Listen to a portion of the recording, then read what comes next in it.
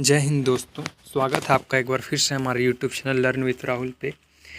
आज हम political science का एक बहुत इम्पोर्टेंट टॉपिक और क्वेश्चन जो बार बार एग्ज़ाम में पूछा जाता है वो है आपका मुख्यमंत्री के कार्य एवं शक्तियाँ। मुख्यमंत्री के क्या क्या कार्य हैं और उनकी क्या क्या शक्तियाँ हैं, उनके बारे में हमें जानना है।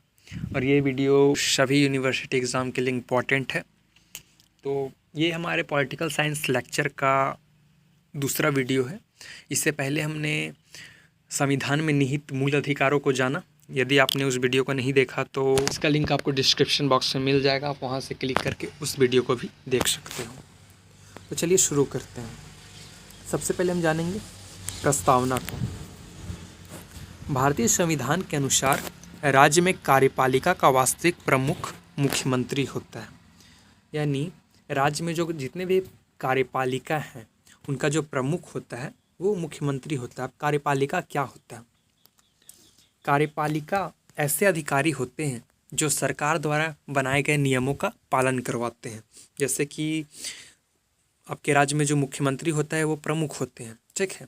यदि वो कोई नियम बनाते हैं तो उसका पालन वो स्वयं नहीं कराएंगे, उनका काम है केवल नियम को बना देना, उनको समाज के बीच लाना और उनको अच्छे तरीके से पालन करवाना, कानून में ध्यान रखते हुए। ये पूरा कार्य आपका कार्यपालिका का होता है। जैसे कि अपराध वगैरह को रोकना का काम जो है वो पुलिस अधिकारियों का होता है, और हो सकता है उसके जो प्रशासनिक क्षेत्र है उसको आपके ज़िले का एसडीएम संभाल रहा हो। तो ये सारे कार्यपालिका के अंतर्गत आते हैं, और जो इन कार्यपालिका का प्रमुख होता है वो मुख्यमंत्री होता है।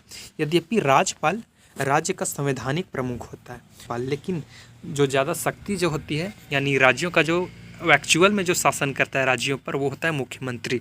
जिस प्रकार हमारे देश में राष्ट्रपति होते हैं, उनका एक सीमित अधिकार है, ठीक है। भले ही वे जो राष्ट्रपति है वो भारत का सबसे बड़ा संवैधानिक पद है, लेकिन जो सारा कार्यभार है, जो नीति निर्माण का कार्य है, वो सारा प्रधानमंत्री द्वारा देखा जाता है। उसी प्रकार राज्य में होता है। राज्य का संवैधानिक प्रमुख तो आपका राज्यपाल होता है, लेकिन उस राज्य को चलाता है, उस राज्य के जो नियम कानून जो बनाता है वो एक्चुअल में मुख्यमंत्री ही होते हैं, ठीक है।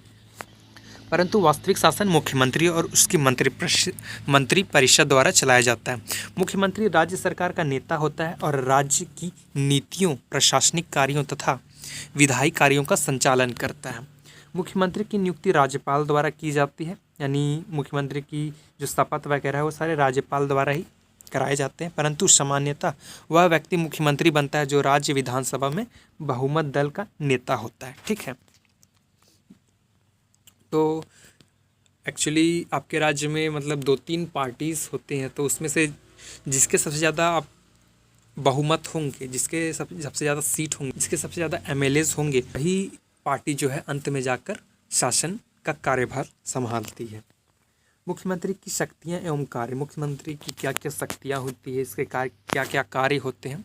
तो सबसे पहला तो मंत्रिपरिषद के गठन में भूमिका निभाता है। चुनाव जीतने के बाद विभिन्न विभाग होते हैं, मंत्रियों के विभिन्न विभाग होते हैं जो कि आपस में बांटे जाते हैं कि ये विभाग किस मंत्री द्वारा देखा जाएगा। जल विभाग हो गया, कृषि विभाग हो गया, कृषि मंत्रालय हो गया, वित्त विभाग हो गया, ठीक है।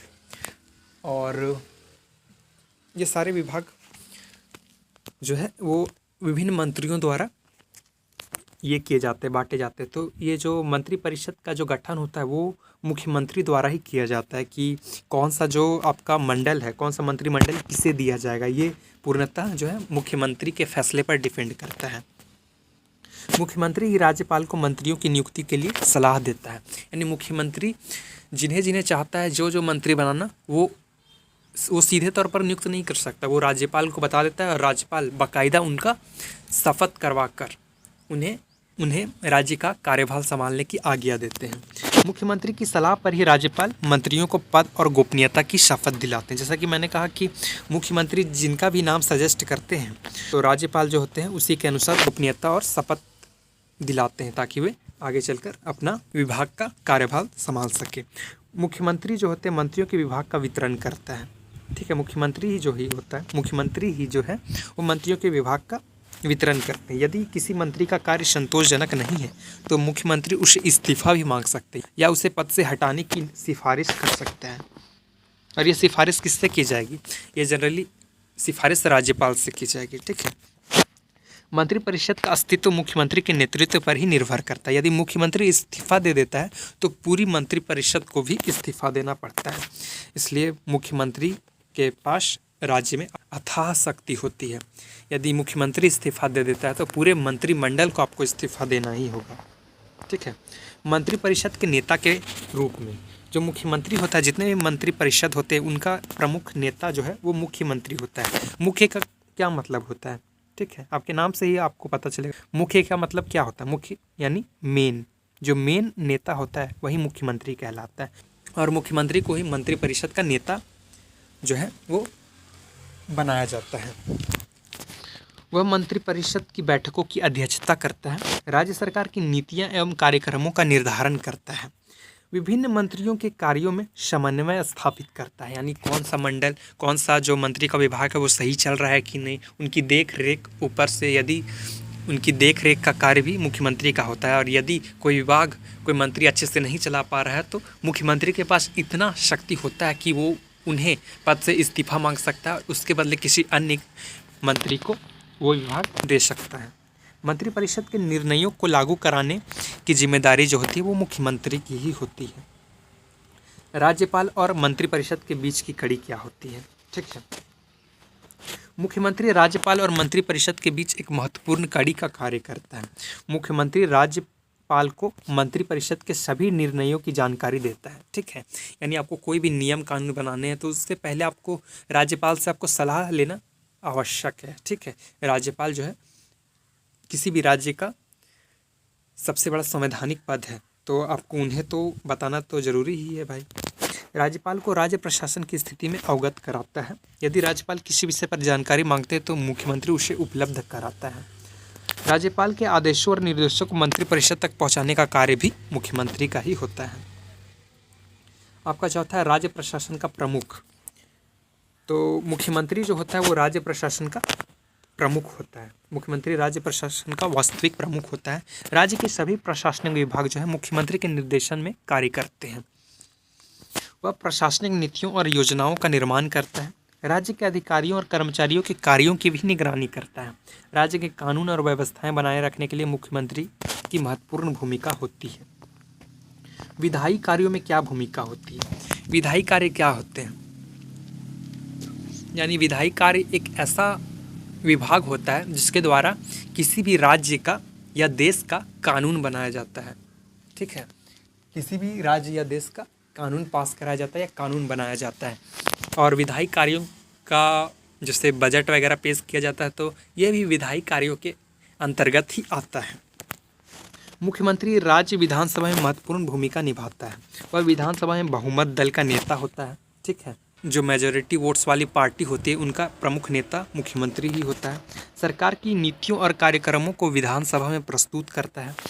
मुख्यमंत्री विधेयकों को पारित कराने में नेतृत्व करता है, यानी उसका किसी भी यदि नियम कानून को आपको, नए नियम को आपको पारित कराना है तो उसका जो नेतृत्व होता है, उसका प्रतिनिधित्व जो है वो मुख्यमंत्री के हाथ में होता है। विपक्ष के प्रश्नों और आलोचनाओं का उत्तर भी मुख्यमंत्री को ही देना होता है अंततः। हालांकि उसके मंत्रिमंडल में भी कई अधिकारी उनका जवाब दे सकते हैं, लेकिन जो मुख्य रूप से जो है जवाब मुख्यमंत्री से ही मांगा जाता है।